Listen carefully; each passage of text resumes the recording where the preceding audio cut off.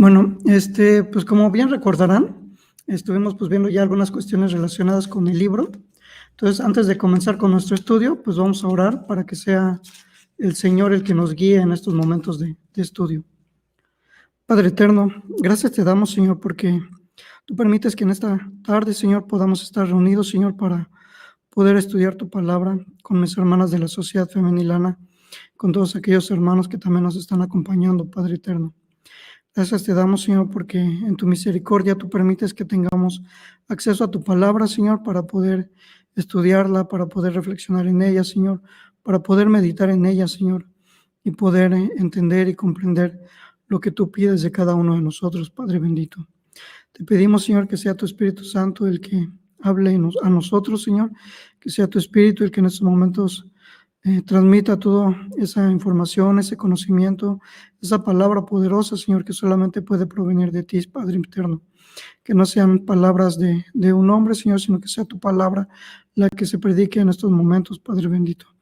Abre nuestros corazones, Señor, danos entendimiento, sabiduría, para que podamos comprenderla, Señor, y que esta palabra pueda confrontar nuestra vida, Señor, y nos permita venir a ti arrepentidos, Señor, para que todos aquellos cambios que necesiten ser operados, Señor, sean operados únicamente por ti. En tus manos nos encomendamos porque los hemos confiados en el precioso nombre de tu Hijo amado, nuestro Señor y Salvador, Cristo Jesús. Amén. Bueno, pues recordando brevemente, la semana antepasada, el primer estudio que me tocó estar con ustedes, habíamos comentado algunas cuestiones, ¿no?, por las cuales el pueblo de Israel se encuentra históricamente cuando el libro de Daniel se ubica, que el pueblo de Israel estaba en el exilio. Habíamos visto que el Señor pues les había dado una exigencia principal, que era primeramente la de reconocer a Dios como único Señor y el mandamiento también de guardar su ley. El pueblo de Israel tenía que meditar en la ley de Dios constantemente y del mismo modo pues transmitirlo a sus hijos y a toda su descendencia. Sin embargo, pues debido a la desobediencia del pueblo de Israel, el pueblo fue dispersado, fue llevado cautivo. Primero cae el reino del norte con Asiria y posteriormente el reino del sur con Babilonia. Pero bueno, como Dios es Señor de la historia, Él obró con misericordia precisamente para que el pueblo de Israel, a través de esta dispersión, pues también pudiera hacer bendición a las familias de la tierra. La semana pasada estuvimos revisando algunos temas relacionados a la cultura, que en, digamos, términos, en unos pocos términos, la podemos resumir como la forma en cómo entendemos nuestra vida, cómo nos comportamos en nuestra vida diaria, nuestros pensamientos, acciones, actitudes, palabras. Vamos, prácticamente todo lo que nosotros hagamos está influenciado por la cultura en la cual pues nosotros vivimos y nos desenvolvemos. Sin embargo, también vimos que para ser pues precisamente dignos representantes del Señor en este mundo, pues debemos vivir contra cultura, ¿no? Debemos que estar en contra de lo que pues, prácticamente la cultura está enseñando, porque esta cultura pues no tiene respeto por el Señor, pero la palabra pues nos enseña a vivir de acuerdo a cómo el Señor quiere que nosotros vivamos. Entonces, precisamente para poder llevar una vida que sea agradable a Dios, tenemos que conocer su palabra, porque de otra forma pues no vamos a poder vivir como a Dios le agrada. Entonces vimos también que hay algunas razones por las cuales no vivimos como el Señor nos pide, y esto pues se debía principalmente a que muchas veces añoramos nosotros esa cultura pasada que teníamos cuando éramos del mundo, y en ese sentido pues no queremos abandonar esos viejos hábitos, esas viejas costumbres, porque que nos confronta la palabra, ¿no? Y que la palabra nos exhorta precisamente a ya no practicar ese tipo de cuestiones, ¿no?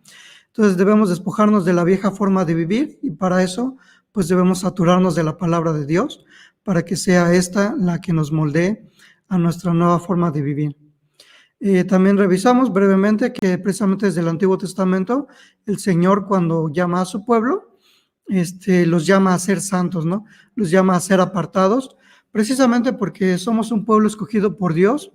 No teníamos ningún mérito como seres humanos, al contrario, éramos pecadores, estábamos destituidos de la gloria de Dios y condenados precisamente a un juicio eterno de condenación.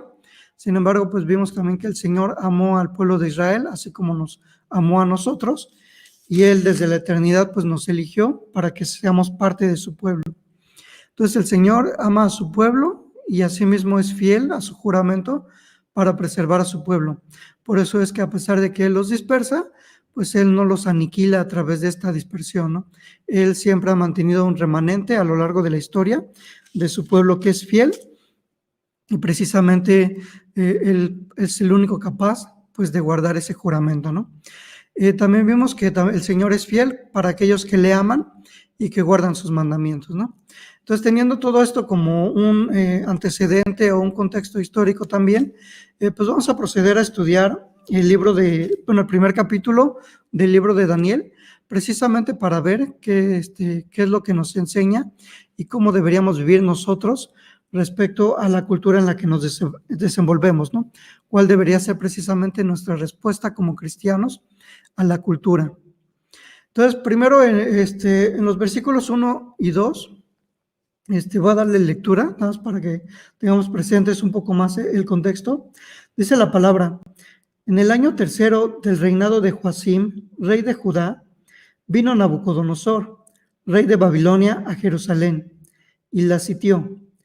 Y el Señor entregó en sus manos a Joacim, rey de Judá, y parte de los utensilios de la casa de Dios, y los trajo a tierra de Sinar, a la casa de su Dios, y colocó los utensilios en la casa del tesoro de su Dios.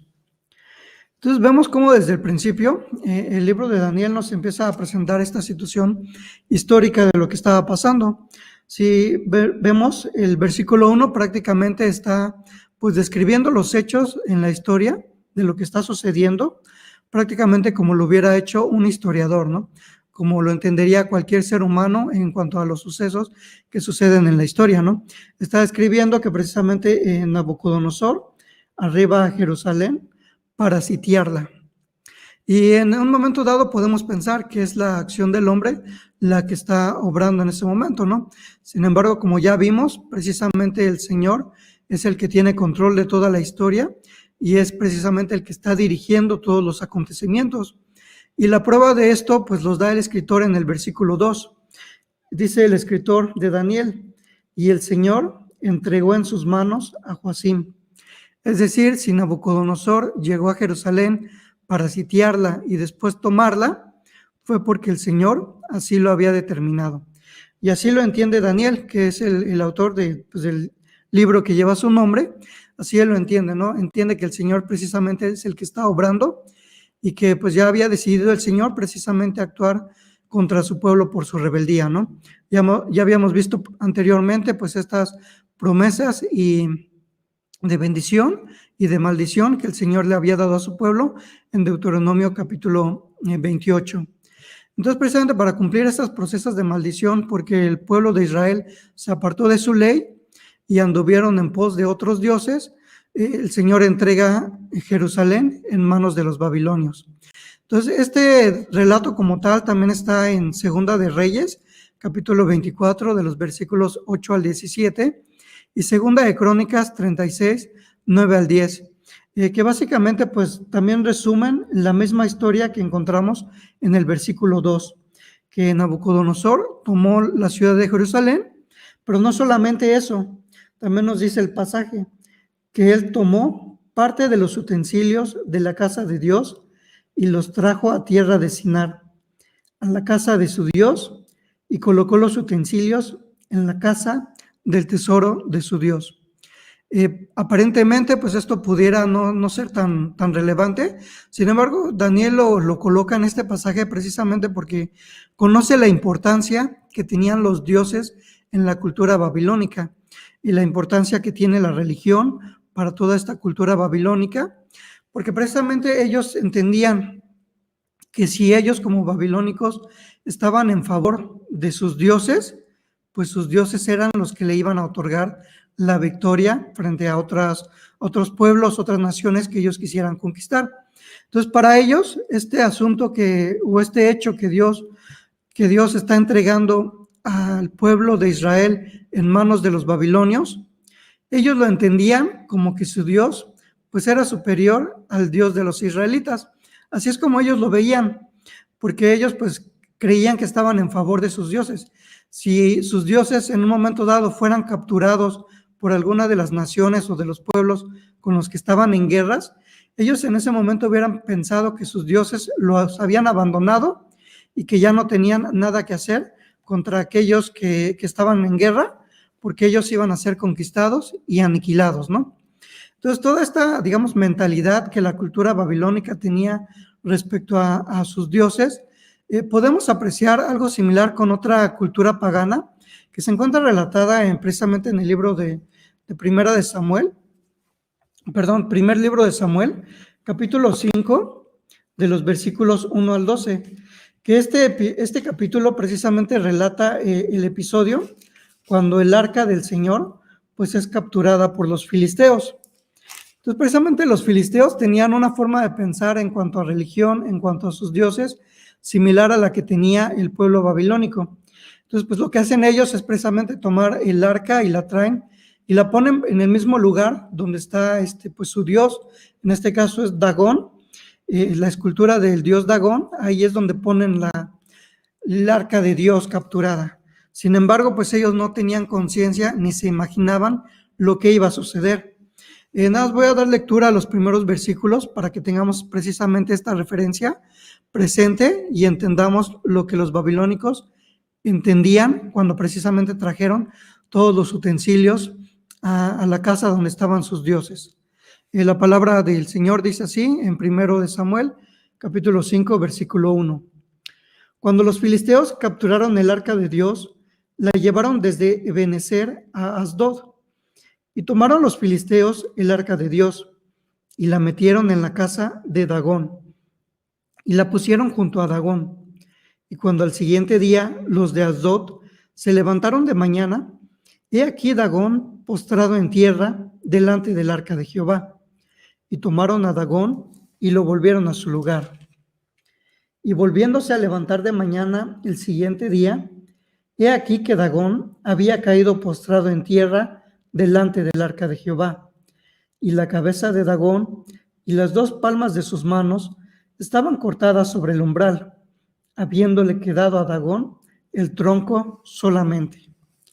Entonces podemos ver cómo en los filisteos, pues precisamente dicen, pues esta arca que hemos capturado de los israelitas, pues para que vean que nuestro Dios Dagón es superior, hay que ponerla junto a él, ¿no? Sin embargo, aquí vemos cómo el Señor, pues guardando la santidad, o su santidad que estaba representada en el arca, pues destruye los ídolos de los filisteos, ¿no?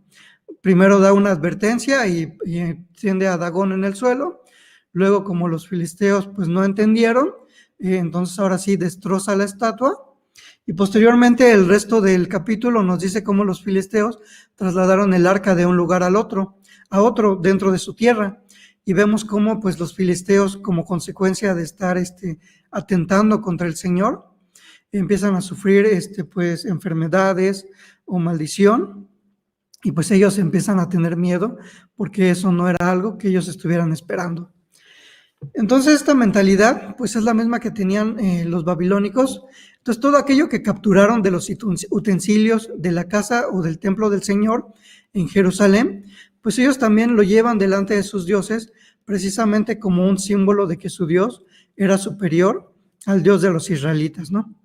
Entonces, esta mentalidad está extendida y es importante que lo tengamos presente porque vamos a ver que a lo largo de este relato, básicamente el problema o la disyuntiva que se le presenta a Daniel es precisamente esa. Es la de Daniel va a seguir adorando al Dios de Israel, al Dios vivo y verdadero, o va a empezar a adorar a los dioses babilónicos. Entonces, esto es como un antecedente y es el primer punto que debemos tener presente para comprender la decisión radical que Daniel pues llega a tomar en su momento. Posteriormente, de los versículos 3 al 7, ya vimos este tema de que somos expuestos a la cultura, de la superioridad del conquistador sobre el conquistado. Precisamente eso se relata también no solamente a través de los utensilios que tomaron del templo de Israel, sino que también aquellos que fueron llevados cautivos a Babilonia, pues no era únicamente pues traerlos y los vamos a aislar para que ellos vivan con su propia cultura, ¿no? Sino es porque si los traemos, Entonces necesitamos enseñarles todo lo que es la cultura babilónica para que ellos puedan vivir como ciudadanos de Babilonia. Entonces, precisamente por eso, de los versículos 3 y 4, vemos cómo el rey le encarga a su jefe de esos eunucos que trajese de los hijos de Israel a personas pues que son especiales, ¿no? Aquellos de buen parecer, que tienen sabiduría, que son sabios y que son idóneos para estar en el palacio del rey. Y a estas personas pues se les va a enseñar la lengua y las letras de los caldeos, precisamente para que posteriormente pudieran darle también consejo al rey y que pues él dijera, pues yo soy el rey de Babilonia y los nobles o los príncipes de Israel pues también me sirven a mí, ¿no? Entonces eso es lo que pretendía Nabucodonosor cuando llevó a Daniel y a sus amigos a que formaran parte de su corte. Y aquí precisamente tenemos que entender que, bueno, en el versículo 5 vamos a tener algo también que es muy importante, ¿no?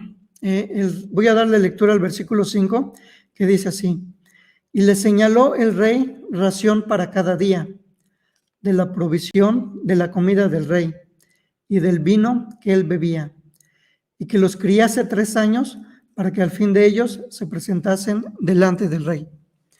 Entonces, siguiendo con la instrucción que ya le había dado a su jefe de los eunucos, pues precisamente el rey se encarga de tomar parte en una cuestión que a lo mejor pudiera parecer irrelevante a primera vista, que vendría a ser, bueno, pues estas personas que ya están viviendo aquí con nosotros, ¿de qué se van a alimentar, no? Entonces el rey dice, hay que darles de mi ración, quiero que les den de lo que yo como, de lo que yo bebo, prácticamente ellos van a disfrutar los mismos manjares que yo disfruto actualmente. Entonces el rey en ese sentido pues se mete, digamos, con la alimentación de lo que estos jóvenes tenían que estar consumiendo, ¿no? A lo mejor, por ejemplo, para nosotros ahorita esto vendría a ser como este famoso etiquetado que actualmente se está dando en el país, ¿no? Que empiezan a como que a decir, mira, todo esto que estás comiendo, pues es malo, ¿no? Y si lo vemos así, a primera vista, pues a ninguno de nosotros nos gusta que nos digan qué sí debo comer, qué no debo comer, ¿no? Entonces, en este sentido, pues el rey prácticamente se estaba metiendo con la vida personal de estos jóvenes, ¿no? Digo, ya eran esclavos, ya eran cautivos, entonces pues prácticamente era como a lo mejor lo poco de libertad que pudieran llegar a tener, pues el rey les estaba haciendo hincapié, ¿no? Aquí el rey soy yo y yo soy el que los va a guiar en todas las facetas de su vida, ¿no? ¿Y por qué es importante esto? Precisamente porque los historiadores que han estudiado la cultura babilónica de esos tiempos nos comentan que precisamente la comida que el rey tenía puesta en su mesa, pues provenía ya más bien ya había pasado por las manos de los sacerdotes, por las manos de todos aquellos que ofrecían sacrificios a los dioses de Babilonia. Es decir, primero un animal que iba a ir a la mesa del rey, primero era sacrificado delante de los dioses, pues precisamente para que estos dioses bendijeran al rey, ¿no? El rey estaba como comiendo precisamente el manjar de los dioses o esta comida que los dioses ya habían bendecido, y con eso pues el rey trataba de adquirir pues todas las bendiciones por parte de los dioses a los cuales él estaba sacrificando, ¿no? Entonces podemos decir que literalmente la religión de Babilonia, los dioses de Babilonia estaban metidos hasta la cocina, ¿no? Como actualmente decimos. Y todo esto era parte precisamente de este adoctrinamiento, o podemos entenderlo como un lavado de cerebro que estaban haciendo los babilonios respecto a estos jóvenes, ¿no? Era decirles, pues mira, estos dioses que nos gobiernan a nosotros como Babilonia van a estar presentes también para ti, porque tú estás viviendo aquí en Babilonia. Y precisamente parte de este cambio cultural al que ellos estaban siendo enfrentados, pues era el cambio de los nombres, ¿no? Y a lo mejor el cambio del nombre no es tan significativo hasta que no tomamos en cuenta que el nombre pues significa mucho, ¿no? A lo mejor en nuestra cultura ya actual le hemos perdido mucho el significado a los nombres, o por ejemplo estos escudos de armas que luego representan a los apellidos. Sin embargo, dentro de la cultura judía, dentro de la cultura babilónica, pues todos estos nombres tenían significado, ¿no? Querían decir algo y representaban parte de la identidad pues de estos jóvenes, ¿no? Entonces precisamente tenemos aquí una tabla donde vamos a poder ver estas comparaciones, ¿no? Hay como que varias traducciones entre los distintos eruditos. Básicamente la idea es la misma. Sin embargo, bueno, quería poner varias, o todas las que están comentando varios eruditos, precisamente para que no tengamos la idea de que solamente tiene un significado literal como tal, ¿no? Entonces, precisamente Daniel, su nombre significa Dios es mi juez, Dios ha juzgado, juez para Dios. Vemos precisamente que es Dios y la figura de juez o su atributo de juez. De Ananías, vemos que es un don de Dios, amado del Señor. Yahvé ha mostrado su gracia. Entonces vemos cómo esto precisamente se parece o más bien tiene que ver mucho con que el Señor le ha otorgado su favor a alguien. El nombre de Misael significa quién es como Dios, quién como Dios, quién es como Dios es. Entonces todos estos nombres, bueno, todos estos significados apuntan precisamente a que no hay nadie que se le compare a Dios. De Azarías, su nombre significa el Señor es mi ayudador, Yahvé ha ayudado, Jehová ha ayudado. Precisamente todo nuestro socorro únicamente procede por parte del Señor. Los nombres babilónicos pues ya apuntaban precisamente a los dioses de los babilonios. Belsasar, el príncipe Bel, quiera Bel proteger su vida, Belid conserve al rey. Entonces básicamente es que pues Bel es como que es el dios de los babilonios, que es el que protege ya sea al rey o a la vida de sus súbditos. Sadrach, iluminado por el dios Sol, mandato del dios Aku, siervo de Sin. Es alguien especial de los dioses de babilónicos, que son sus siervos, ¿no? Mesac, ¿quién es lo que Aku? ¿Quién es como Venus? Entonces, precisamente buscan decir pues, que ellos también tienen como que un dios que sobresale sobre los demás dioses, ¿no? No hay quien se compare a Aku o a Venus, ¿no? Dependiendo el significado o el origen que se le dé a este nombre. Y Abednego, que es siervo de Nego o siervo de Nebo, que sería como el mismo Dios, pero con distintos nombres, ¿no? Entonces, precisamente vemos, ¿no? Cómo hay una distinción entre los nombres hebreos y los nombres babilónicos, precisamente que apuntan a distintas facetas, ¿no? Por un lado, los judíos, los hebreos, consideraban a Dios como su Dios único y verdadero, y precisamente sus nombres significaban o apuntaban a un atributo, a una perfección de este Dios único y verdadero que ellos adoraban, ¿no? Sin embargo, vemos que los babilonios pues tienen varios dioses y a lo mejor cada uno de estos dioses no es omnipotente y únicamente concede favores sobre las cosas que están bajo su jurisdicción, ¿no? Entonces vemos que los nombres era algo importante dentro de la cultura babilónica y que precisamente apuntaban a destruir toda conciencia de cultura judía que estos jóvenes pues pudieran traer, ¿no? Y aquí es donde ya llegamos, digamos, a la parte principal del estudio, porque es precisamente el que nos va a dar la luz de por qué Daniel respondió como respondió en su momento, ¿no? Muchas veces este libro de Daniel es utilizado mucho o enfocado a jóvenes, precisamente porque Daniel era un adolescente, que estábamos hablando alrededor de entre 14 a 20 años de edad, dependiendo a lo mejor del historiador o del erudito que dé la información. Sin embargo, estamos de acuerdo en que pues esta edad es la edad, digamos, de la adolescencia, que es precisamente donde un joven llega a formar su identidad, ¿no? Llega a tener conciencia de quién es él y qué es lo que debería creer en cuestiones sobre todo del Señor, ¿no? Sin embargo, como ya habíamos visto, el pueblo de Israel tenía la responsabilidad de educar a sus hijos y estar repitiendo constantemente la ley de Dios, de estar repitiendo en el día, al ir a dormir, al ir en el camino. El jefe de familia o los jefes de familia, el padre, la madre de la familia en la cultura de Israel, pues tenía la responsabilidad de estar repitiendo constantemente la ley y enseñarla a sus hijos. Entonces podemos suponer que Daniel fue instruido en esta ley de Dios porque conocía realmente quién era su Dios y las implicaciones que tenía el que él pudiera desobedecer. Entonces, si él tenía ya toda esta formación desde niño, entonces podemos ver que era muy difícil que pues toda esta cuestión de estar como ser extraño en otra nación, pues a él a lo mejor no iba a perjudicarle tanto, porque él tenía conciencia de que solo había un Dios al que él tenía que adorar, ¿no? Entonces, precisamente es planteado este desafío, esta prueba le es planteada a Daniel y a sus amigos respecto a si tienen que comer de la mesa, de la mesa del rey, de la comida del rey, de estos manjares, ¿no? Entonces, ¿cuál iba a ser la respuesta a este desafío que se les había planteado? El versículo 8 nos da la respuesta de una forma muy concisa, pero que implica muchas cuestiones antes de llegar a tomar esa postura o esa decisión. Precisamente el versículo 8 inicia con las palabras: y Daniel propuso en su corazón. ¿Qué se propuso? No contaminarse con la porción de la comida del rey, ni con el vino que él bebía. Entonces vemos que precisamente la postura de Daniel era no contaminarse con la comida del rey.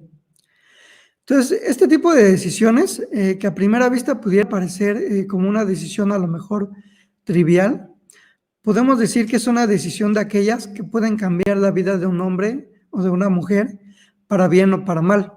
Es una de esas decisiones donde pues prácticamente la vida de uno da un giro de 180 grados, como podría ser el pensar, ¿no? El día que, pues ahora sí que el Señor Jesucristo nos humilló y nosotros lo reconocimos como Salvador. Entonces, ese tipo de decisiones que son así de importantes son las que cambian pues precisamente la vida de un hombre, ¿no? Entonces, ¿qué es lo que implica precisamente esta decisión? Pues precisamente es un compromiso personal por parte de Daniel con la ley de Dios, un compromiso personal por parte de Daniel con el autor de esa ley, con el Señor.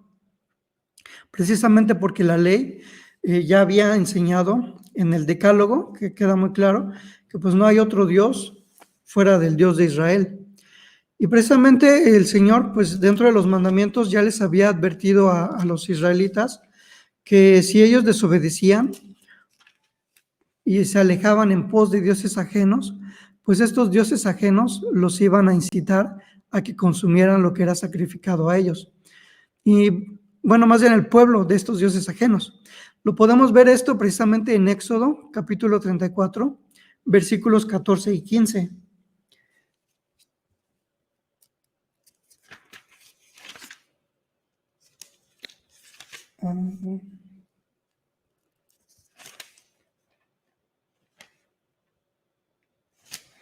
Perdón, hermanos, tengo la cita mal.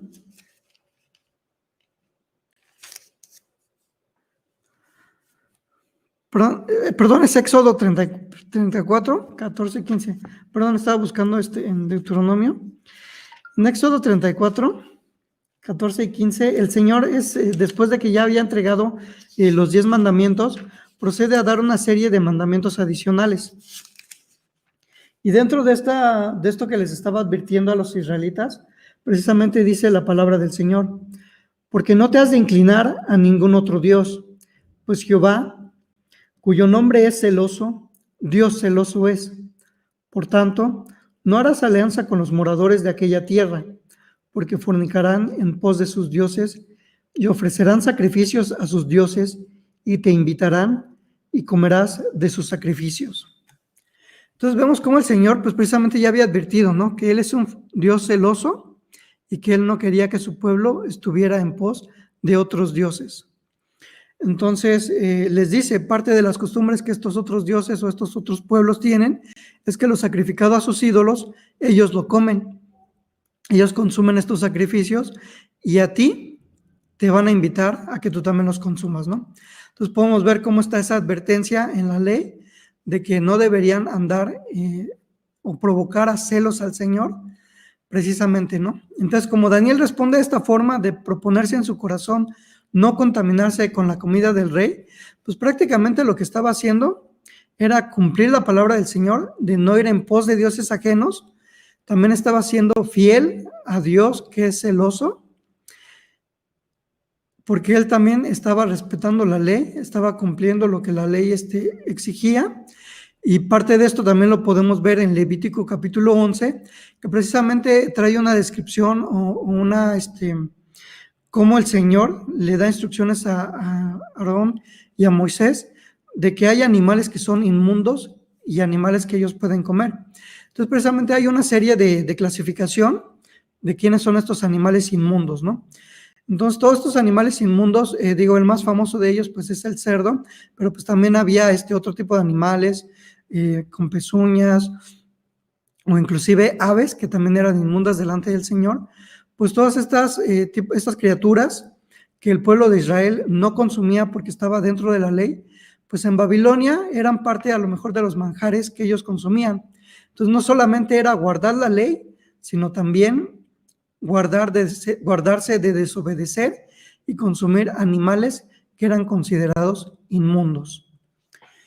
Entonces vemos que para que Daniel pudiera tener esa conciencia de que estaba desobedeciendo no solamente a Dios, en ese sentido lo estaba traicionando al ir en pos de dioses ajenos, sino que también estaba desobedeciendo y quebrantando la ley, es porque él tenía conocimiento de esta ley y es porque él sabía cuál era la ley del Señor.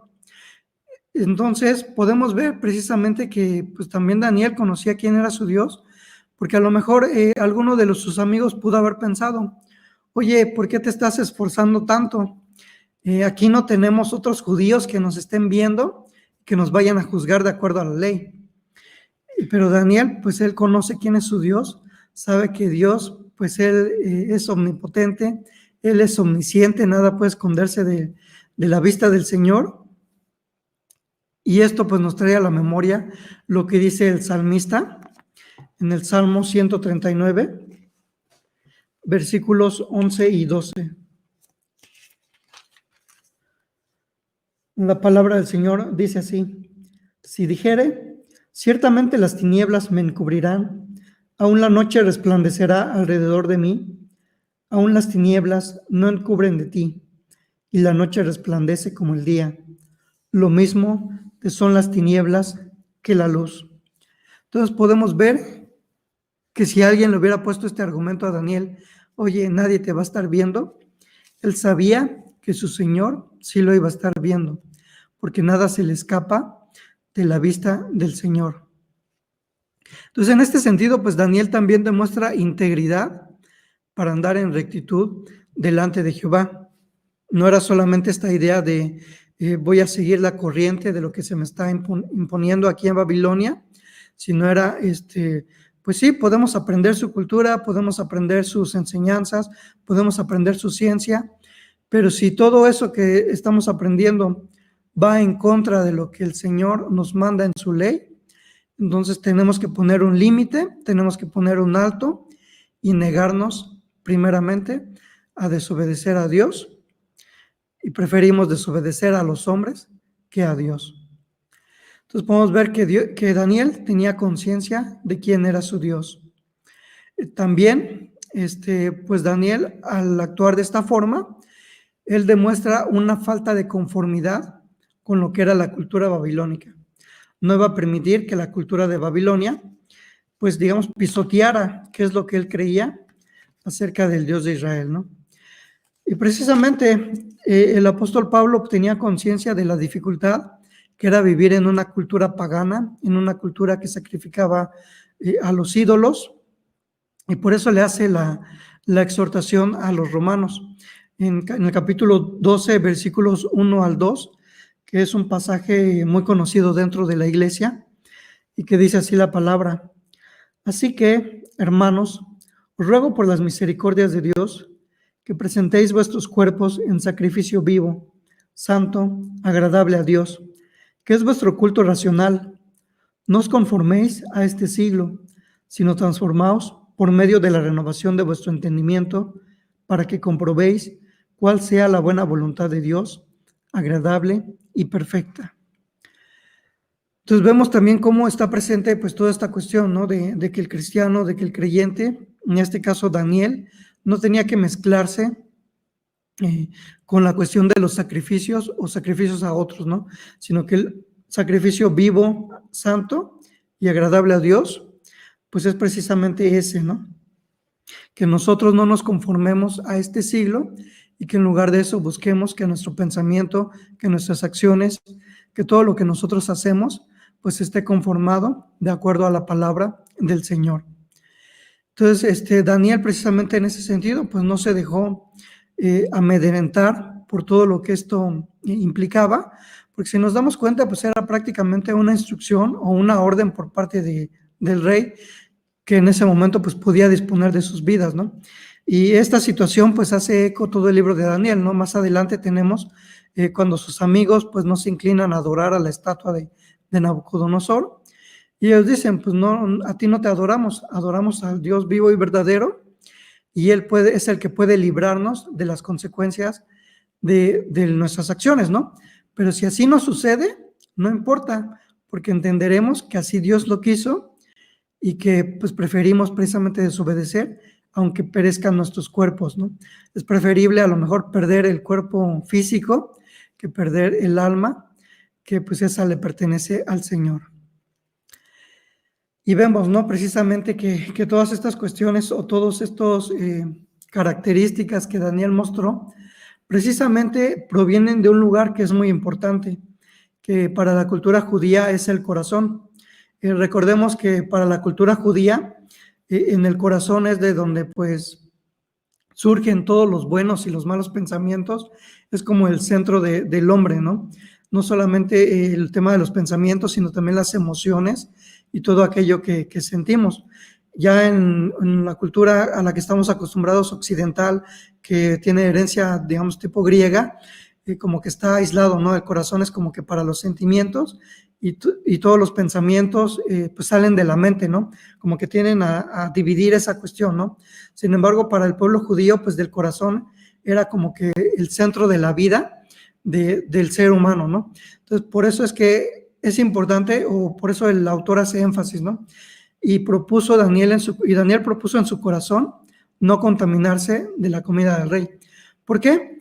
Porque toda buena acción o toda mala acción que Daniel pudiera haber llevado a cabo salía o provenía de su corazón, de la misma forma que toda buena acción o mala acción que nosotros pues nos propongamos hacer proviene de nuestro corazón.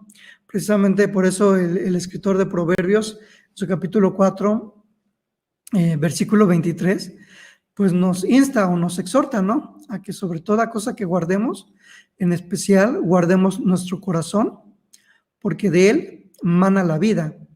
Entonces, precisamente todo lo que nuestro corazón contenga es lo que nosotros vamos a estar reflejando ante el mundo, ¿no? Y esto lo conocía muy bien nuestro Señor Jesucristo, porque precisamente hablando a sus discípulos y a aquellos que lo estaban escuchando, en el capítulo 6, versículos 43 al 45, habla precisamente de esta cuestión, ¿no? De que por los frutos conocerán a aquellos que realmente son discípulos del Señor, de aquellos que no son discípulos del Señor. Cada árbol pues va a dar el fruto que sea, ¿no? Precisamente dice así la palabra: no es buen árbol el que da malos frutos, ni árbol malo el que da buen fruto, porque cada árbol se conoce por su fruto, pues no se cosechan higos de los espinos, ni de las zarzas se vendimian uvas. El hombre bueno, del buen tesoro de su corazón, saca lo bueno, y el hombre malo, del mal tesoro de su corazón, saca lo malo, porque de la abundancia del corazón habla la boca. Entonces vemos precisamente que nuestro Señor Jesucristo hace esa exhortación, ¿no? Está diciendo, ¿quieres reconocer a un verdadero discípulo? Sus frutos son los que van a dar evidencia de que es una persona, un creyente ya transformado. Si sus frutos son buenos, es un creyente que el Señor está actuando en él. Pero si sus frutos no son malos, si sus frutos son malos, pues precisamente a este creyente pues todavía le falta crecer, ser confrontado o inclusive reconocer que el Señor Jesucristo es su Salvador y su Señor, ¿no?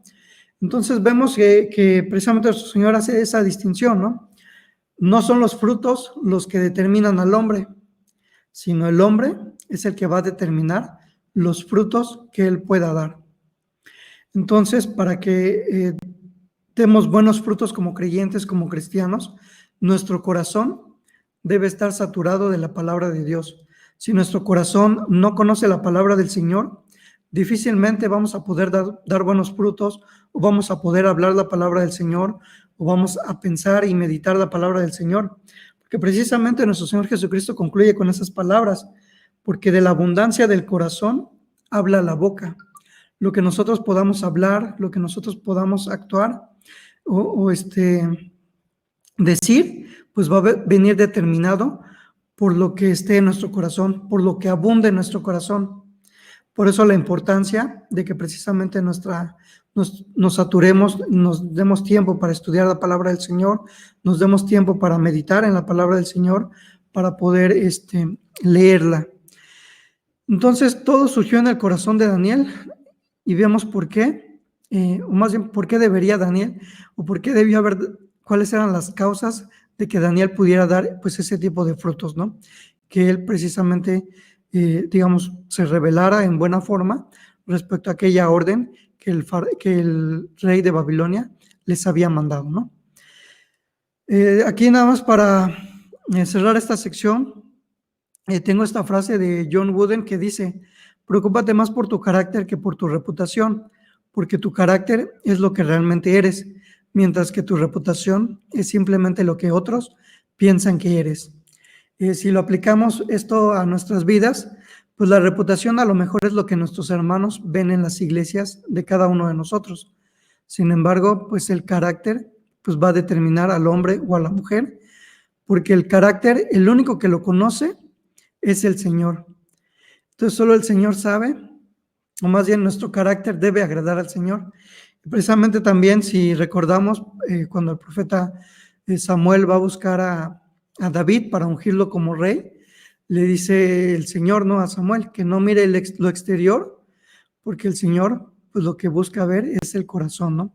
Él conoce el corazón, Él conoce el tipo de corazón que tiene el hombre, la mujer, y por eso Él es el que pues obra de cierta manera para con aquellos que realmente son parte de su pueblo, ¿no?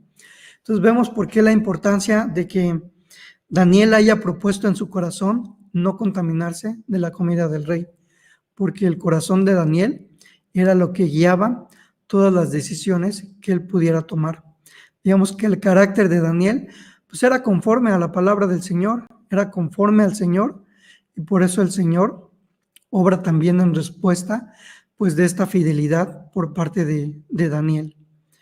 Entonces vemos que la respuesta del Señor es precisamente que Daniel hallara gracia a los ojos del jefe de los eunucos.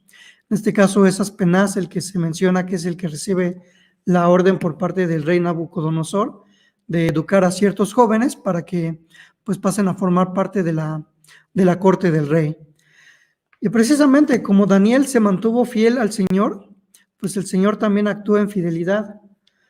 Como menciona pues el primer libro de Samuel, en su capítulo 2, versículo 30, cuando precisamente está hablando acerca del juicio que va a emitir sobre Elí por no haberse preocupado de disciplinar a sus hijos. La palabra del Señor dice: por tanto, Jehová el Dios de Israel dice: yo había dicho que tu casa y la casa de tu padre andarían delante de mí perpetuamente, mas ahora ha dicho Jehová: nunca yo tal haga, porque yo honraré a los que me honran y los que me desprecian serán tenidos en poco. Entonces vemos nuevamente como Daniel honró a Dios, pues también Dios honra a Daniel. Y ahorita no quiero adelantarme tanto con el desenlace de la historia, pero vemos que en primera instancia el Señor permitió primero que Daniel hallara gracia delante de los ojos del jefe de los eunucos. El jefe de los eunucos le dice: pues sí, o sea, no te voy a decir que no, pero ¿sabes qué? Le tengo más miedo ahorita al rey de Nabucodonosor, que sí veo, que a lo mejor a ti, que pues eres en este momento un cautivo, ¿no? Podrás a lo mejor ser muy mi amigo, me llevo muy bien contigo, pero pues no estoy dispuesto a correr el riesgo de exponerme a la ira del rey. Por eso es que en ese momento pues no le da una respuesta, ¿no? De sí, adelante, te voy a traer las legumbres, sino que él dice, como que se lava las manos y él dice: pues ¿sabes qué? Pues yo sigo cumpliendo las órdenes del rey Nabucodonosor. Entonces, ¿qué es lo que sucede? Pues Daniel no quiere darse por vencido, sabe que darse por vencido no es una opción. Entonces lo que él hace es acudir a otro jefe de los eunucos, que es como el que estaba a cargo de su grupo, ¿no? Es como un mando intermedio que en el versículo 11 se nos dice que es Melzar. Entonces acude a él y pues le plantea el mismo problema, ¿no? Oye, no quiero contaminarme con la comida del rey, quiero comer otras cosas, ¿no?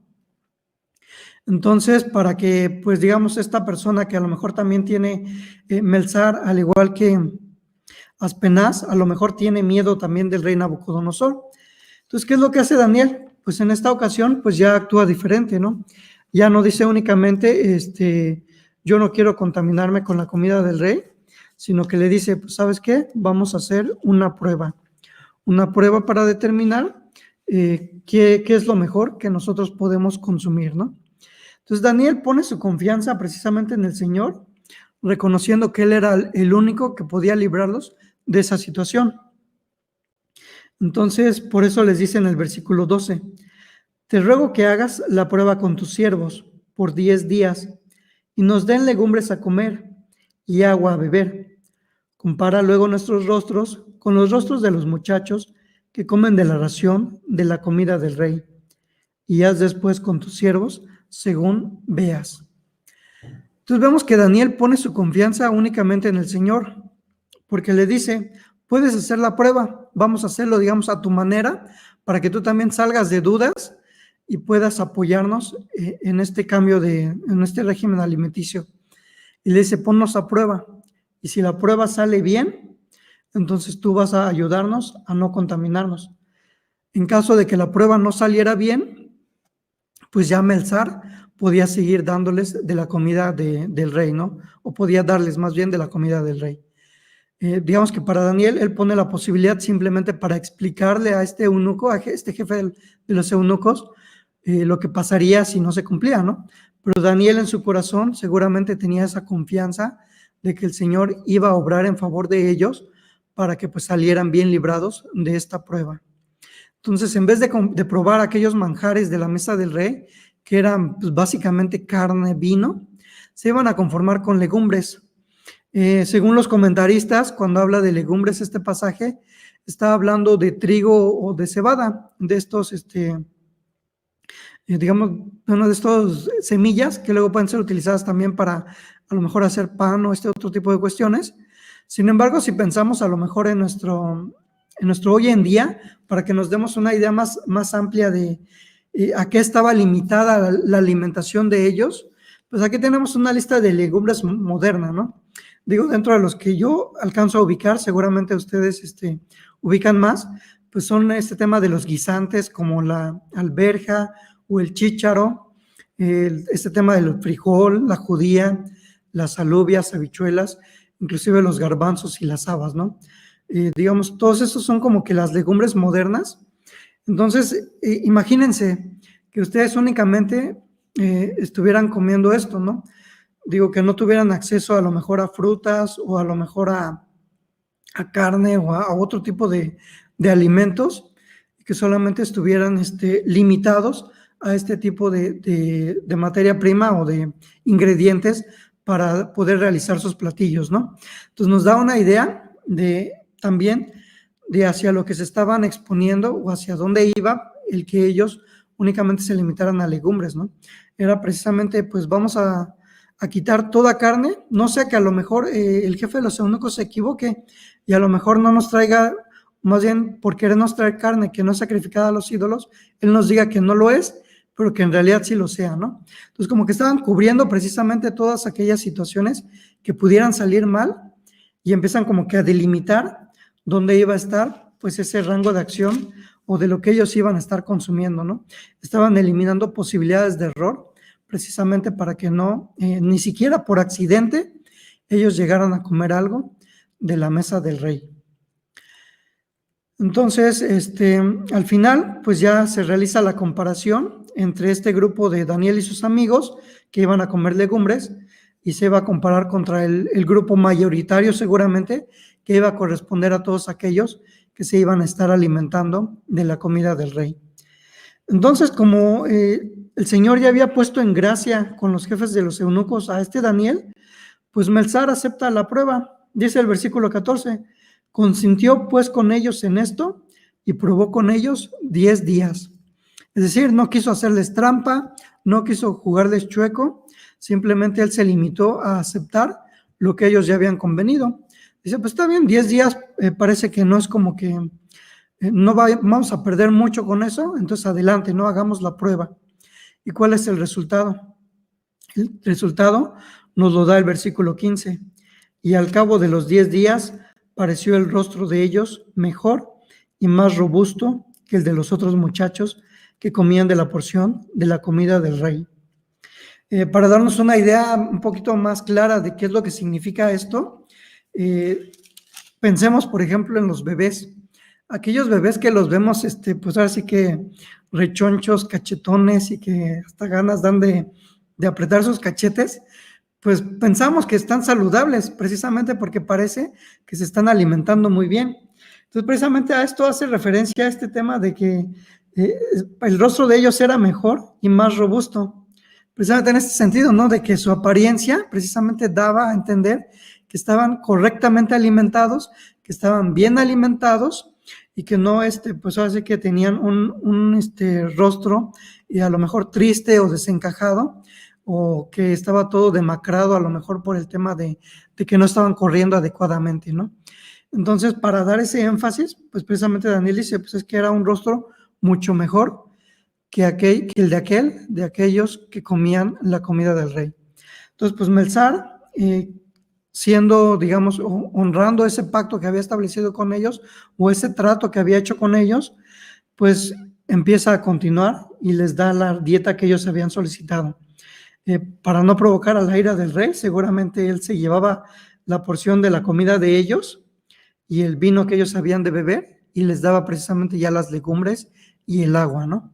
Entonces vemos cómo no solamente Daniel se propone no contaminarse, se propone en su corazón no contaminarse con la comida del rey, sino que Dios, siendo soberano, actúa abriendo las puertas necesarias para que Daniel pudiera llevar a cabo lo que se había propuesto en su corazón.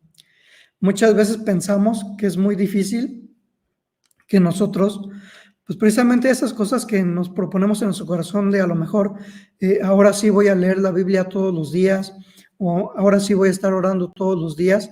Digo, yo pensaría que muchos de nosotros hay épocas de nuestra vida en la que batallamos con esas cuestiones. Cuando una persona que busca precisamente ser fiel al Señor y que honra al Señor, el Señor responde con fidelidad y honra su promesa de que Él le responde a aquellos que le buscan.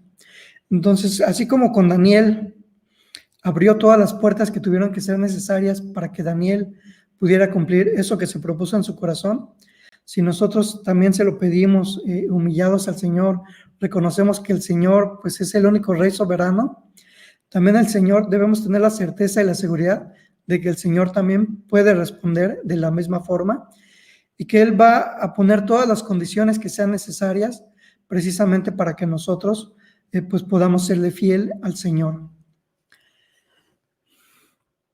Sin embargo, la recompensa o la respuesta del Señor no se queda únicamente con ayudarle a Daniel y a sus amigos, que ellos puedan seguir fieles al Señor en el tema de la alimentación, de que no se contaminen con esta comida del rey, o que no se contaminen comiendo cosas sacrificadas a los ídolos.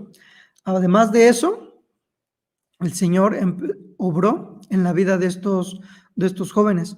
Él los recompensa, Él pues es fiel con ellos, porque ellos fueron también fieles. Y dice en el versículo 17, a estos 4 muchachos Dios les dio conocimiento e inteligencia en todas las letras y ciencias, y Daniel tuvo entendimiento en toda visión y sueños. Entonces vemos que el conocimiento y la inteligencia se los dio a todos. Las dos cosas se las dio a ellos. Digo, no sé si ustedes han conocido a personas que tienen mucho conocimiento, pero nada de inteligencia. A lo mejor conocen muy bien los datos, a lo mejor saben muy bien la historia, o conocen muy bien las fórmulas matemáticas, las fórmulas físicas. Sin embargo, su inteligencia queda mucho a desear, precisamente porque solamente están memorizando las cosas y no saben cómo aplicar estas cosas que ellos están aprendiendo.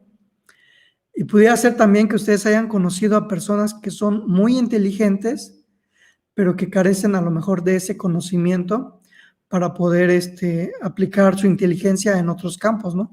A lo mejor no tuvieron la oportunidad de estudiar, pero su inteligencia ninguno de nosotros la pudiéramos negar.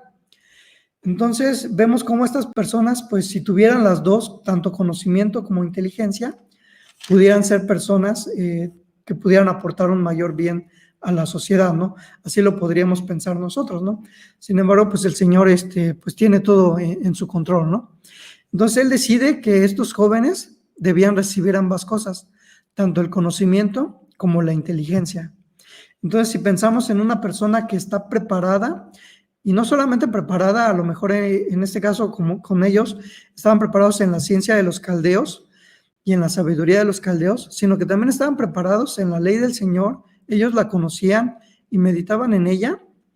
Entonces, pues con ese conocimiento y la inteligencia superior que el Señor les había otorgado, pues podemos pensar que ellos pues estaban destinados a causar un gran impacto en esta cultura o en esta corte a la cual ellos habían sido llamados e involucrados, que era la corte del rey de Babilonia. Entonces, precisamente el Señor les da estas facultades para que ellos puedan causar este gran impacto. Y a Daniel pues se le da algo adicional, ¿no? No solamente iba a tener conocimiento e inteligencia, sino que iba a tener un entendimiento adicional para poder interpretar las visiones y los sueños, ¿no? Y pues precisamente de eso se trata el resto del libro, de ver cómo todo primer acto de preparación fue el que cambia la vida de estos jóvenes para que pudieran llevar a cabo todo lo que el resto del libro de Daniel menciona que ellos llevaron a cabo.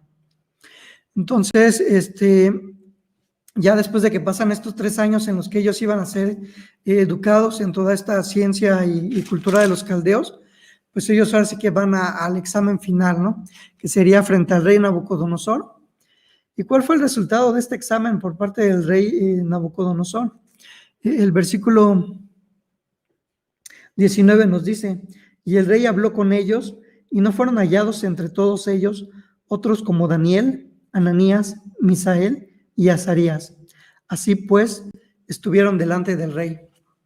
Entonces, el Señor ya a partir de todo lo que había hecho en la vida de estos jóvenes, pues ya les otorga todo lo necesario para que puedan estar delante del rey.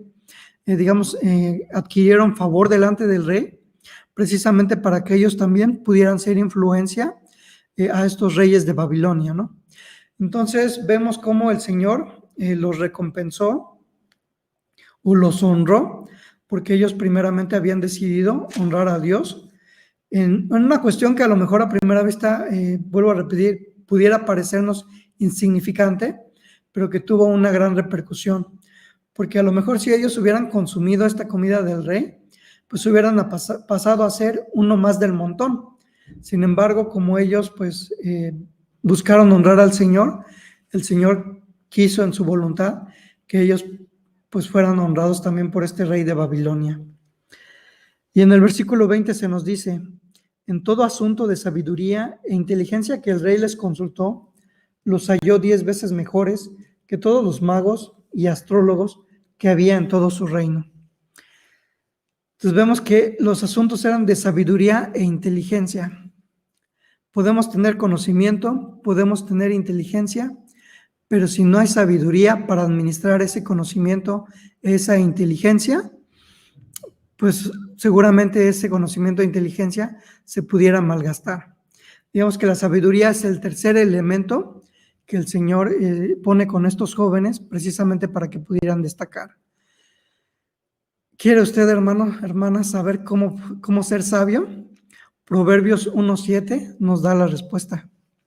El principio de la sabiduría es el temor de Jehová. Entonces podemos ver precisamente que como ellos están honrando al Señor, están temiendo al Señor, entonces el Señor los hace sabios. Además de que ellos también conocían la ley, conocían cómo debían adorar al Señor.